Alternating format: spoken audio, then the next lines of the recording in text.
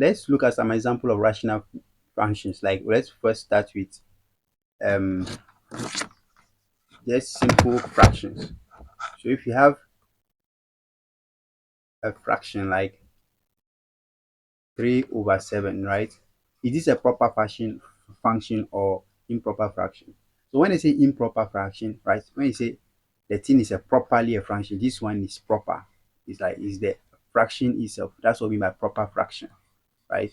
It means that the number at the bottom, right? The number at the bottom, the denominator is bigger than the one at the top.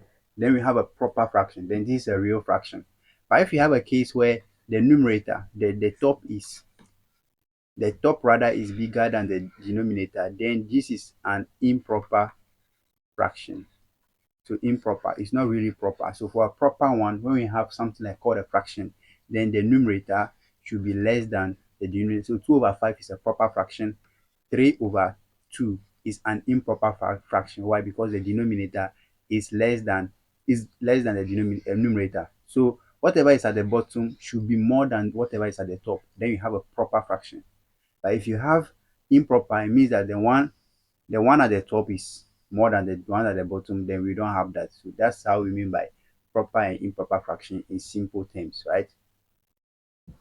So let me say, let's use another. So now how does this translate to fraction? So first, see, if I have 7 over 7, is this a proper fraction? No, because see, the numerator and the denominator, we say the bottom should be more than, it should not be, this one should be more than, but they are equal, right? When they are equal, it's still not proper. It's still not proper.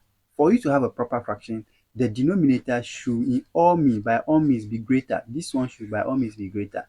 If you have 7 over 7.5 at the bottom, this is a proper fraction because the denominator is more than the numerator. But if you have 7 over 7, this one is not more than, they are equal. So this cannot be a proper fraction. So those things that are not proper fraction, we need to make them proper now by doing simplification, by doing divisions, actual division, right? That's what we mean by proper and improper fraction. So how does this relate to um, rational functions now?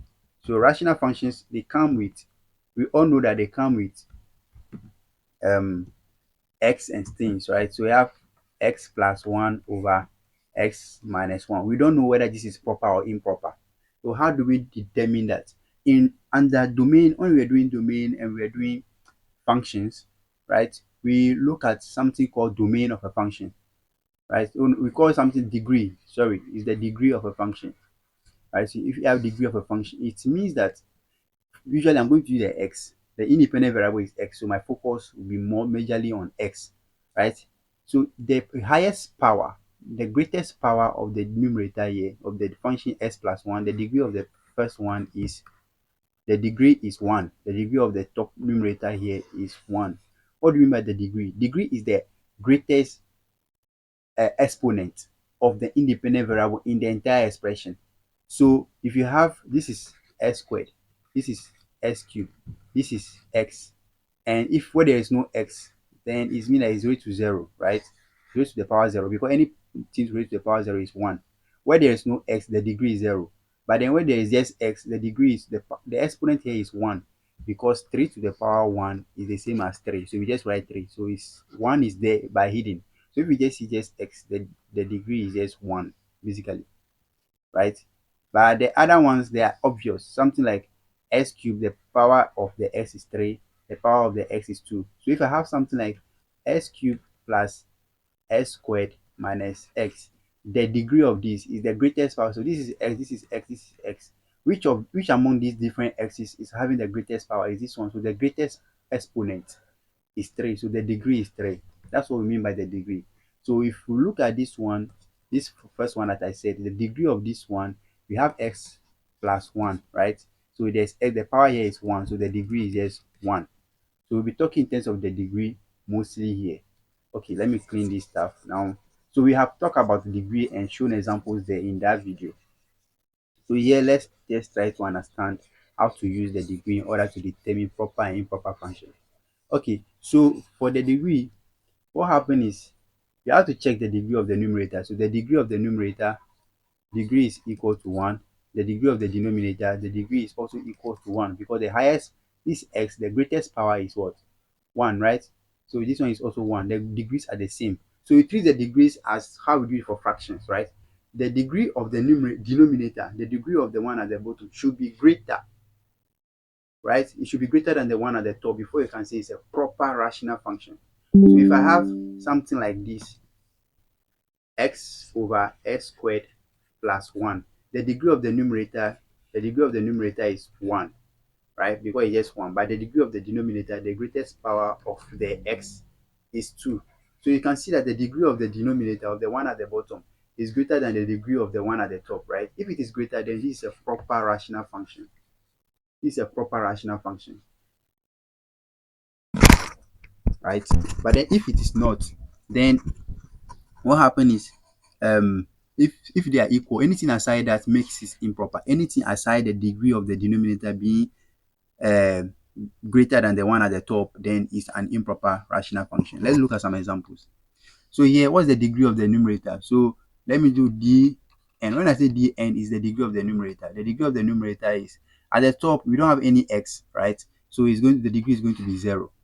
While the degree of the denominator dd is going to be 1, because it's just x and the x is having a power 1. So this is the degree is 1. So here the degree of the denominator is greater than the degree of the numerator. So this is a proper rational function. This is a proper rational function. Next one. So the degree of the numerator dn is equal to, the greatest power of s is 1 over here, and the denominator, the degree of the denominator is the greatest power of the x is 2. So is 2. So and then the denominator is greater than the numerator. So we have a proper rational function over here as well. Another example. So here the degree of the numerator. So focus on the x, right? The degree of the numerator dn is the greatest power of x of the expression at the top is 1. The degree of the denominator is 3, right? It's 3. So 3 is greater than this. This is also a proper rational function because that of the denominator is greater. Let's look at this one. So the degree of the numerator is equal to 2. That's the greatest power of the x. The degree of the denominator is equal to 3, because there is 1 and there is 3, but the highest power, that's what we are looking for. The highest one is 3. So this one is a proper rational function as well. Let's look at this. The degree of the numerator is what? 1, right? And the degree of the denominator is also equals to 1. Here they are equal. They are equal, so it is improper. We say that for us to have a proper, the denominator, the one of the denominator should always be greater than the numerator. They shouldn't be equal. It shouldn't be the opposite. Anything aside that is going to make it an improper. So this doesn't hold. Let's look at another example. Look at this one. So the degree of the numerator is 2. The degree of the denominator is also 2, because there's 1 here, there is 2 here. The greatest power is 2. So here, this one is an improper rational function. I have another example. The degree of the numerator is equal to 3.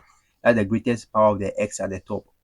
The degree of the denominator is equal to 2, right? That's 2 over there. So this one is an improper rational function. So we look at this last one. What's the degree of the numerator? The degree of the numerator is 4, and the degree of the denominator is equal to 2.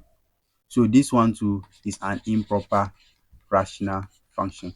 So yeah, this is how to identify proper and improper rational function. This knowledge will help you to know how to do the next concept that we'll be covering.